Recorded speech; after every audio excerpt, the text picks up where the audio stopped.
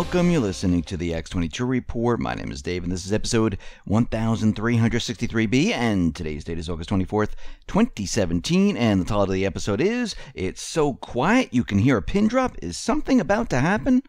Let's get into the economic collapse, political, and geopolitical news. Now, as we know, the cabal, those individuals that are trying to make this one world government where the UN has a lot of the control of the rights of the people or the privileges of the people, we know they've been trying to censor everyone for quite a while. And this is why you see YouTube and Google, putting up these algorithms. You see Facebook, Twitter, and all these social media sites doing the same exact thing. And what's very interesting about all of this is they are pushing censorship quite hard right now. Now, The Guardian is out there, and they are saying that the censoring of the internet is necessary. They're saying some limits must exist and they must be enforced. But the question we always come back to, and this is why the Founding Fathers said, free speech is free speech. It doesn't matter if it's hate, it doesn't matter if it's love, it doesn't matter if it's funny, it doesn't matter what it is, it's free. You might not like what a person is saying, but you can't block it, because who judges what is free speech and what is not free speech? So the question The Guardian is asking, who's going to set these limits and who then should police them? Now, they're saying the government and private companies have a part to play in all of this. No. We, the people, decide what is free and what is free speech and what is not. And according to the United States Constitution, free speech is any speech. Now, of course, the government can come out with a justification of censorship saying, oh, well, we deem that as hate speech, so that is not allowed. Well, hateful to who? It's not to every single group. Again, if you don't like it, don't listen. Controlling speech is a very dangerous thing, especially because who's deciding this? And this is what they're trying to push by covering statues, by taking them down, telling you what you should see and not see. Next, it will be book burning, because these books are no good. It's filled with all hate, so let's burn them.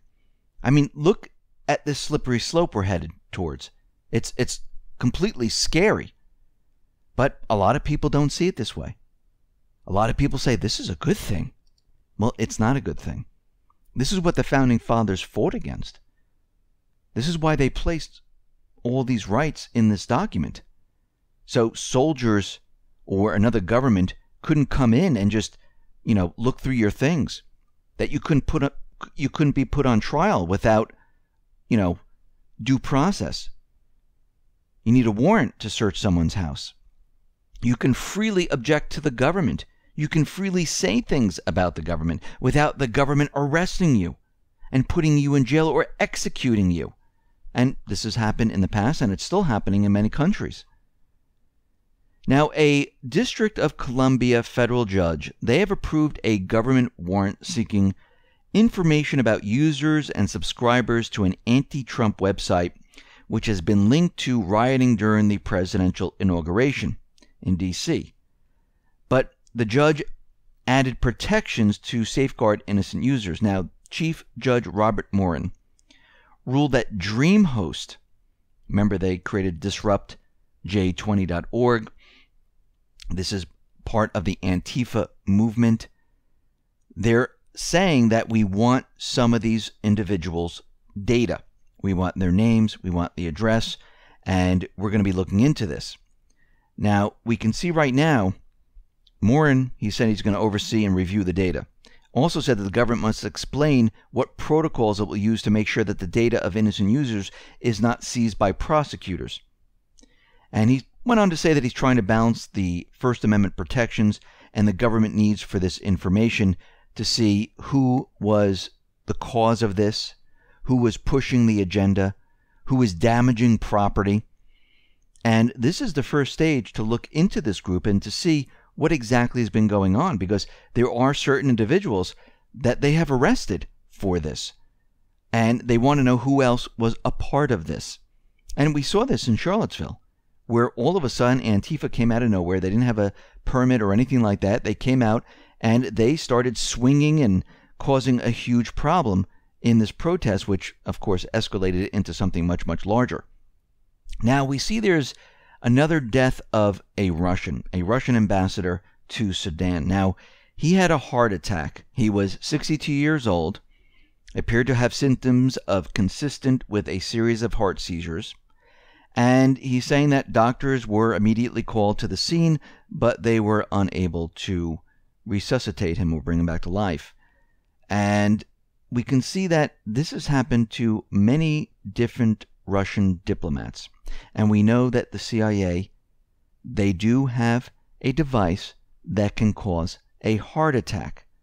So the question is, was this used? Right now there is no proof and it doesn't really leave any evidence, but they've used it in the past. Actually, it's been shown to the public through court hearings, and we know they have more advanced type of weaponry where they can pull something like this off and they can use it. Now, Lavrov is out there and he's saying that Trump's plan is the worst possible plan he's ever seen for Afghanistan. Lavrov stated, "The main emphasis in the new strategy, which was announced by Washington, is made on settlement through use of force.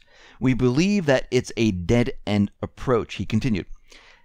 "If I've got the new U.S. strategy right, it allows contacts with the Taliban without them fulfilling any conditions at all.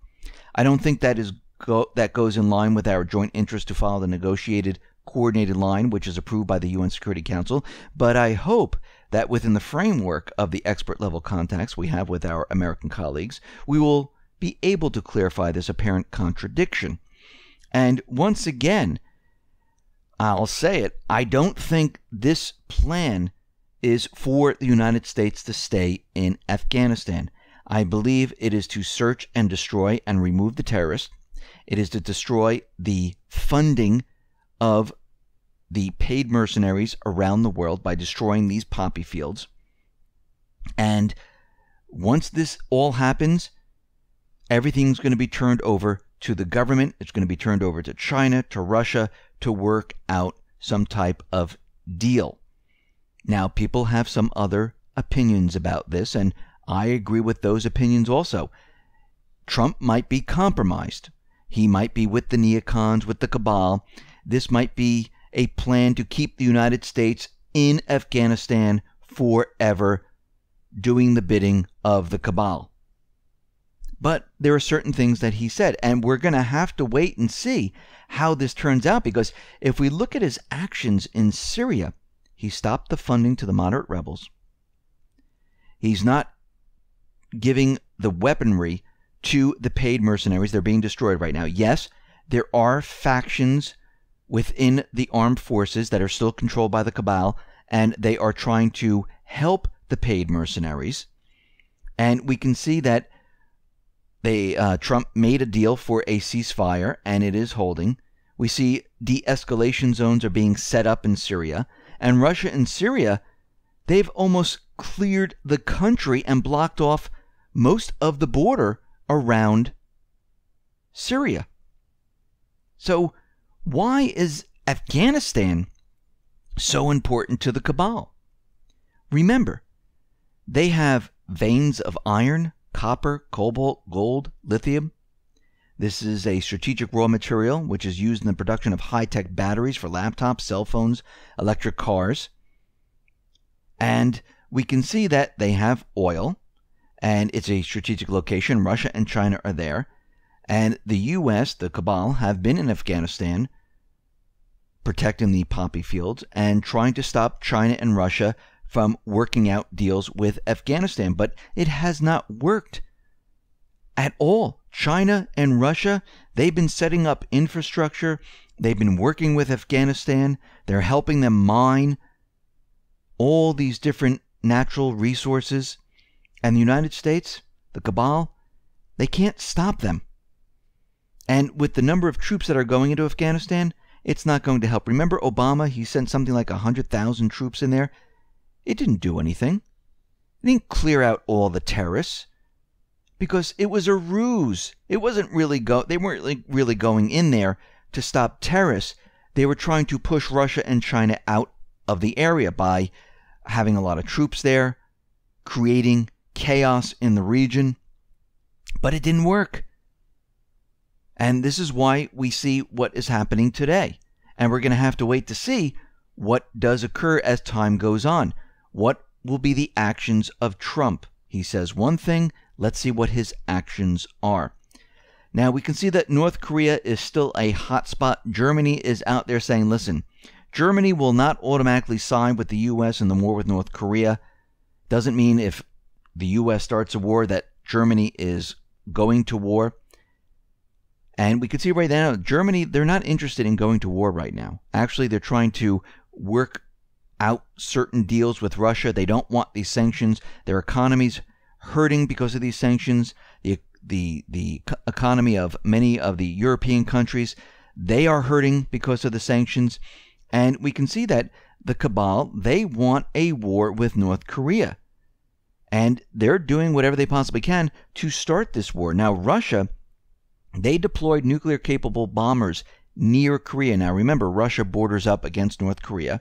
They've been flying the Tupolev 95 MS Bear bombers. They flew over neutral waters, and they were accompanied by Russian Sukhoi 35S fighters, and they were patrolling the area. This was a flight that was pre-planned. It was a scheduled flight over neutral waters, and we can see right now they border North Korea, and it makes sense that they're going to be flying their bombers over there.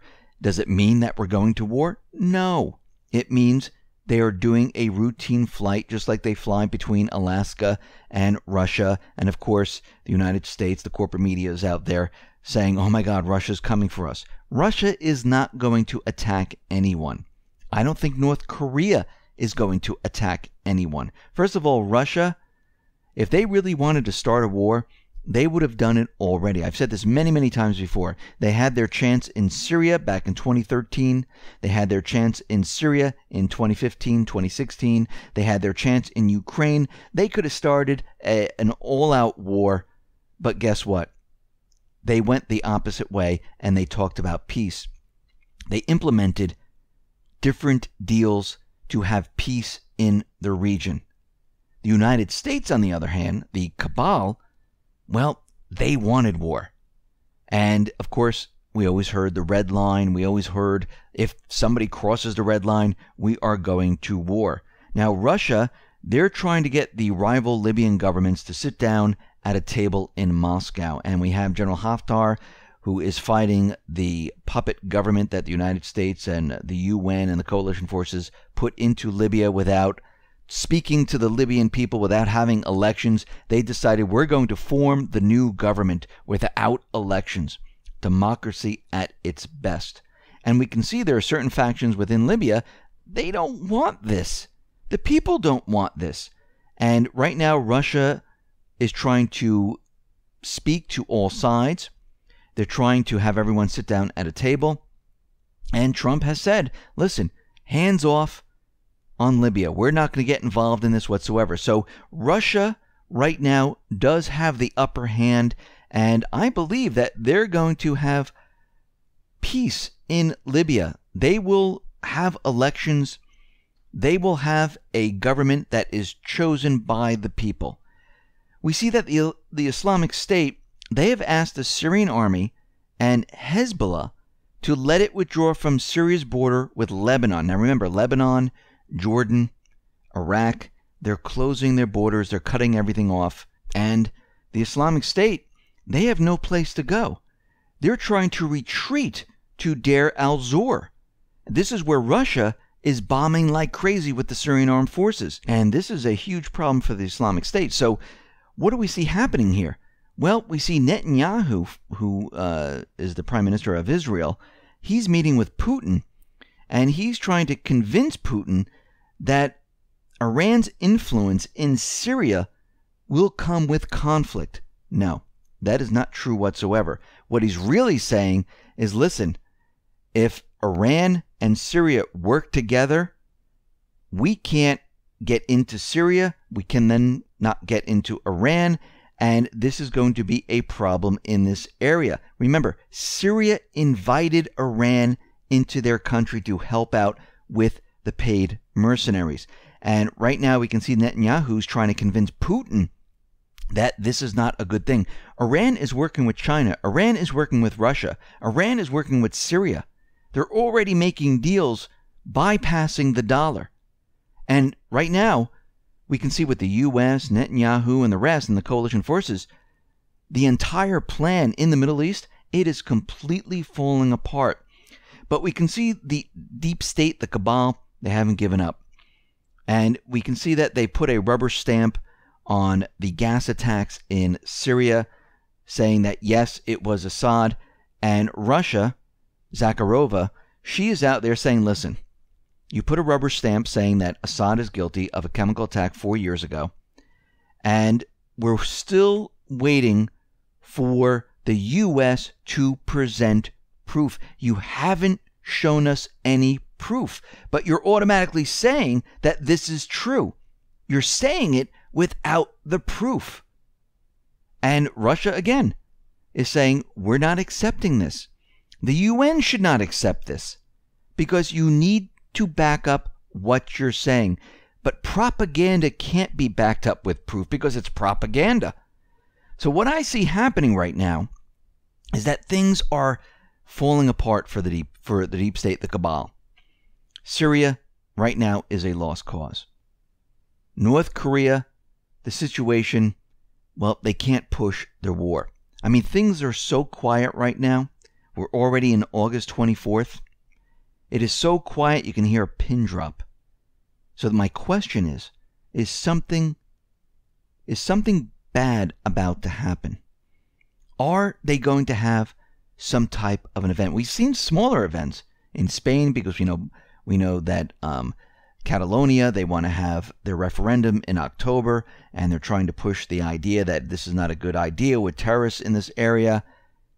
We see certain things happening, but during this period of time, things are so quiet, I would expect that something big is about to happen. Listen, everyone, thanks a lot for listening. Be well, be safe, and especially be prepared. Thanks a lot.